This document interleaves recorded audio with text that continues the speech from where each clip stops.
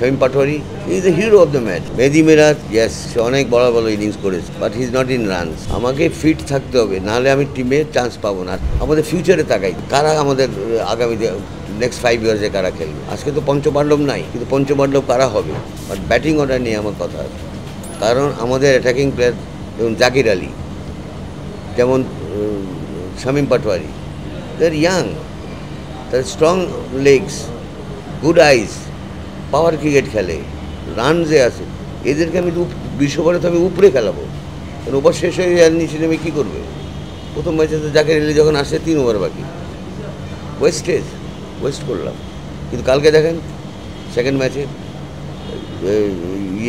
Shamim Patwari is the hero of the match along with Liton Das. Liton ইনিংসটাকে ধরে রাখছে as an opener, as a one down player.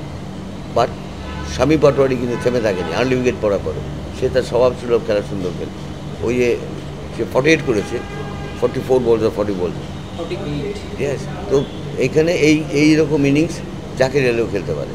তো আমাদের ওই প্লেয়ারগুলিকে রেগুলার খেলা দিতে হবে, আমাদের ফিউচারে তাকাইতে হবে যে কারা আমাদের আগামীতে নেক্সট 5 ইয়ার্সে কারা খেলবে। আজকে তো পঞ্চপাণ্ডব নাই, কিন্তু পঞ্চপাণ্ডব কারা হবে এখন থেকে করতে হবে। এখন নীতি হলে তাদেরকে ওইভাবে ব্যাটিং অর্ডার ঠিক করে দিতে হবে। ওইখানে নাম্বার 3, নাম্বার 4, নাম্বার 5 কী হবে। T20-তে একদম বেস্ট ব্যাটসম্যানের উপরে খেলবে, অলওয়েজ উপরে খেলবে। তার সাথে ওভার শেষ হয়ে গেলে যে খেলে লাভ কী, যখন ব্যাটিং করতে গেলে 2 ওভার বাকি মেন প্লেয়ার, এই তো ওয়েস্টেজ। আমি মনে করি এই ব্যাটিং অর্ডারে আমাদের কিন্তু একটা সমস্যা আছে। দেখেন আমি যে কথাটা বলেছিলাম, it's a management concept, it's a management করে। এটা শুধু ক্রিকেটের জন্য না, অফিসিয়াল জব, কর্পোরেট হাউসগুলি, বিদেশে অনেক জায়গায় এটা আছে। ইউ পারফর্ম গোল্ড, তুমি ভালো করতেছো, তোমাকে ইনক্রিমেন্ট দিবে বা প্রমোশন দিবে, করবে। And you have to earn করে নিতে হবে। এখন আমাদের দেশে কী হয়ে গেছে যে আমাদের প্লেয়ারদের কিন্তু বাঙালি তো আমরা মাছে ভাতে বাঙালি, কিন্তু ফুড হ্যাবিটসটা আমাদের কিন্তু ঠিক করতে হবে, প্লেয়ারদের নিজে করতে হবে। তখনই সে ঠিক করবে যখন সে বুঝবে যে আমাকে ফিট থাকতে হবে, নাহলে আমি টিমে চান্স পাবো না। আর চান্স না পেলে আমার ওই একটা বেতন যেটা ঠিক করা হয়েছে, আগে পেতাম হয়তো 7 লাখ, 8 লাখ, 9 লাখ টাকা, এখন তো আমি পাই 3 লাখ টাকা। কিন্তু আমাকে বলে দিছে তুমি, কারণ ক্রিকেটে ব্যাটিংয়ের সেটা T20 হোক বা 50 ওভার্স ম্যাচ হোক বা টেস্ট ম্যাচ হোক, top order is very important.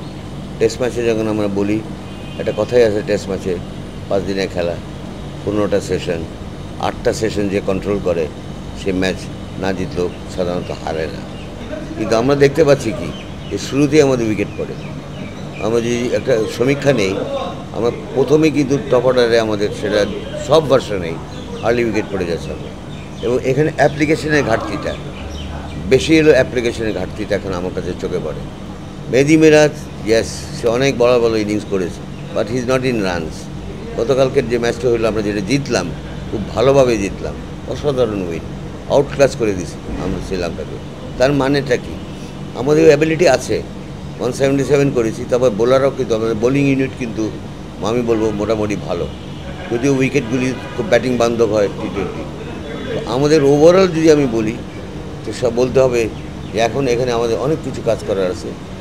যারা কোচিংয়ের স্টাফ আছে তাদের, এবং যারা বিশেষ করে ব্যাটিং কোচ যিনি আছেন বা বোলিং কোচ যিনি আছেন, তাদের অনেক কাজ করতে হবে। আমাদের এই প্লেয়ারগুলিকে বোঝানো এবং বলে দেওয়া যে কোন পার্সনে কীভাবে করতে হবে, কোন টার্গেট পরে যদি চেস করতে যায়, ফার্স্ট 5 ওভার্স কেমনে খেলবা, নেক্সট 5 ওভার্স কেমনে খেলবা, তারপরে তোমাকে নিজেকে মেলে ধরতে হবে। এবং এটার জন্য কিন্তু ইন্ডিভিজুয়াল প্লেয়ারকেই কিন্তু ডেলিভারি করতে হবে। আর টিম সিলেকশন নিয়ে খুব একটা বলা নেই, আমাদের দেশে খুব একটা বেশি প্ল্যান নাই। তবে নাইম শেখকে আমি এক্সপেক্ট করেছিলাম, তো রেগুলার তাকে খেলাতে হবে। কারণ একটা প্লেয়ারের, যেরকম অস্ট্রেলিয়ান সিলেকশন কমিটি যদি বলি, অস্ট্রেলিয়াতে বা বড় বড় দেশে কিন্তু ওরা যখন দেখে, ইংরেজিতে একটা কথা আছে, থিঙ্ক বিফোর ইউ ইঙ্ক।